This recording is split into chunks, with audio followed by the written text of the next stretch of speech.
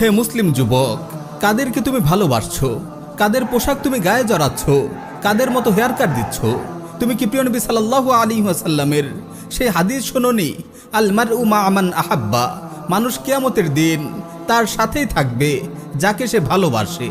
তুমি কি জানো না প্রিয় নবী সাল্লাল্লাহু আলাইহি ওয়াসাল্লাম কি বলেছেন? মান তাশাব্বাহা বিকাউমিন ফাহুয়া মিনহুম, মানুষ যে জাতির সাদৃশ্য অবলম্বন করে সেই জাতিরই একজন হিসেবে গণ্য হবে। তুমি যেই কাফির খেলোয়াড়দের ভালোবাসছো, তুমি কি তাদের সঙ্গে কিয়ামতের দিন থাকতে রাজি হবে? নিঃসন্দেহে প্রতিটি কাফিরই জাহান্নামী। তুমি কি তাদের সঙ্গে জাহান্নামে যাওয়ার কথা ভাবতে পারো? নাউযুবিল্লাহি মিন যালিক। এই সামান্য তুচ্ছ খেলাকে তুমি এত আবেগ দিয়ে কেন গ্রহণ করছো? তাদের বিজয়ে কেন তুমি হাসছো? তাদের পরাজয়ে কেন তুমি কাঁদছো? কেন তুমি তাদের সাদৃশ্য অবলম্বন করছো? তাদের মতো চুল কাটছো? তুমি কি তাদের মতো কাফির জাতির অন্তর্ভুক্ত হতে চাও? মুসলিম যুবক, তুমি কবে থেকে এতটা আত্মপরিচয়হীন হয়ে গেলে?